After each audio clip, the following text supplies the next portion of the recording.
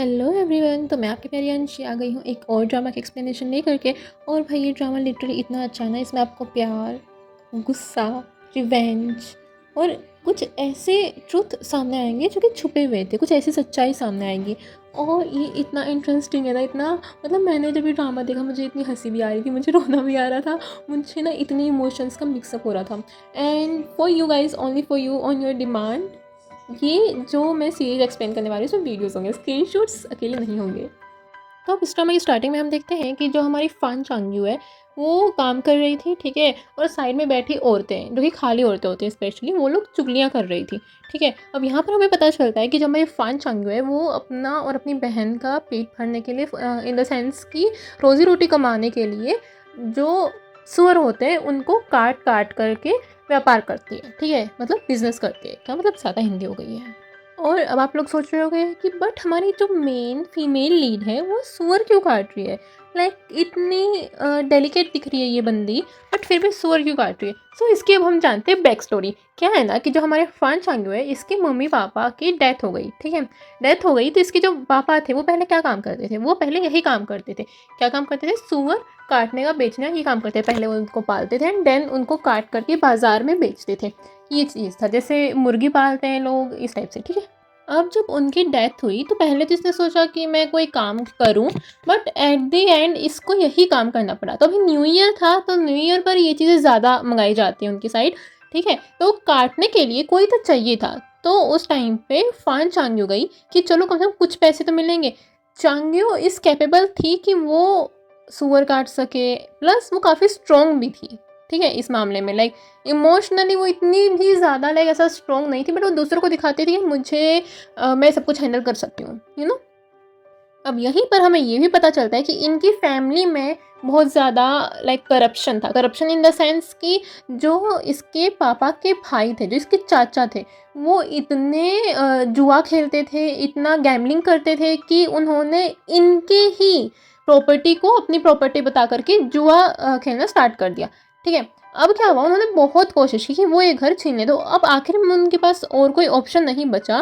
तो फिर उन्होंने क्या किया, उसके बाद उन्होंने गैम्बलिंग में उनका घर लगा दिया। किनका घर? जो फान चांग्यू था उनका घर। अब क्या होता है कि वैसे तो औरतें, लड़कियां, जो भी लोग हैं, इस चीज़ को थोड़ा गलत नज़रिए से देखती हैं, जो लड़कियां ये सब काम करती हैं। और इनकी साइड सिर्फ एक फान चांग्यू ये काम करती थी। बट क्योंकि जो इसके मम्मी पापा हैं वो बहुत अच्छे थे, लाइक सबकी हेल्प करते थे, जो जिसकी भी ज़रूरत होती थी उसकी पूरी पूरी कोशिश करते थे कि हेल्प करें। इस वजह से उसके काफ़ी सारे अच्छे खासे कनेक्शंस थे। प्लस इनकी फैमिली में ना पहले बहुत प्यार था, बहुत अपनापन था।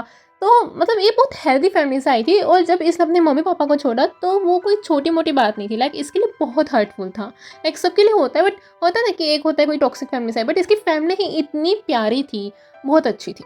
अब यही सब चुगलियाँ कर रही होती हैं वो औरतें। तो ये सब चुगली वहाँ पे जो काम कर रही थी वो फान चांग्यू भी सुनती है, ठीक है। अब कहीं ना कहीं देखा जाए तो औरतों का काम से जो सही औरतें होंगी वो तुम्हें हेल्प करेंगी, बट जो तुम्हारे पीठ पीछे जो आंटियाँ होती हैं ना, जो चुगली करते हैं, वो तुम्हें कहीं ना कहीं डीमोटिवाइज ही करने की कोशिश करेंगी। ये मैंने गलत बोला है, मेरे को पता है, मैं डीमोटिवेट बोलना चाहती थी, पर पता नहीं मैंने क्यों ही बोल दिया।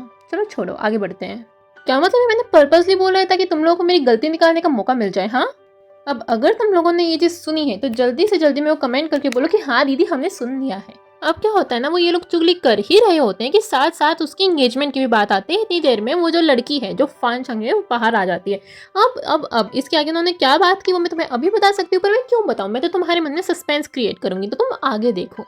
अब यहाँ पे कुछ औरतें फान चांग्यू की बुराई भी करने लगी थी। वैसे कुछ नहीं, वो एक ही ज़्यादा बक बक बक बक जो कर रही थी वही कर रही थी।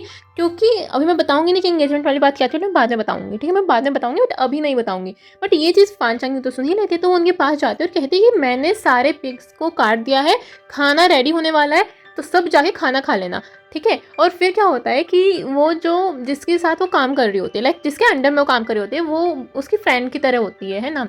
तो वो उसको कहती है कि फान चांग्यू एक काम करो, ये तुम ले जाओ, ये एक्स्ट्रा पिग है, तुम खा लेना। तो फान चांग्यू कहती है कि नहीं नहीं, इन नेबर्स को ही दे दो, पड़ोसियों को शायद इसकी ज़्यादा ज़रूरत है, ताकि बाद में बात भी तो करनी है। एंड वो इस तरीके से बोल करके चली जाती है अपने मेहनत के पैसे लेकर के।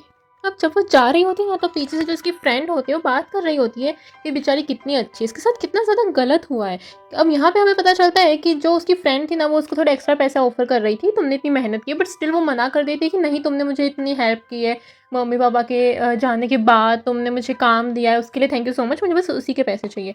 और फिर बाद में कहती है कि बेचारी कितनी दुख भरी जीवन है। ठीक है, अब यहाँ पे क्या होता है, सीन कट होके जाता है और हम देखते हैं कि जो हमारी फान चांग यू थी वो तो चल रही थी, पीछे उसके बैग में एक घंटी थी जो कि टन टन टन ऐसे बज रही थी। और अब जो आने वाला है ना भाई, मैं तुम्हें क्यों बताऊं, मैंने जब ये देखा था मेरे को इतनी हंसी आई थी ना बट मैं तुम्हें क्यों बताऊं, मैं नहीं बताऊंगी, तुम नेक्स्ट पार्ट के लिए वेट करो, ठीक है। तो इस एपिसोड का ये पार्ट यहीं पे ख़त्म हो जाता है। एंड मैं इस एपिसोड को सस्ते में नहीं डालने वाली हूँ, सस्ते में इन द सेंस कि जल्दी जल्दी नहीं डालने वाली हूँ। मैं तुम्हें ये एक एक एपिसोड इतने मज़े से बताऊंगी ना कि तुम लोग कहोगे कि दीदी इतना मस्त है यार, ये ख़त्म क्यों हो गया, बिकॉज ये ड्रामा ही इतना मस्त है, ठीक है। सो नेक्स्ट पार्ट में जल्दी अपलोड करूँगी, तब तक के लिए bye bye, take care and love you my cuties beauties and my listeners. इस वीडियो को लाइक कर देना, कमेंट कर देना, सब्सक्राइब कर लेना अगर न्यू हो तो, एंड नेक्स्ट एपिसोड का वेट करना।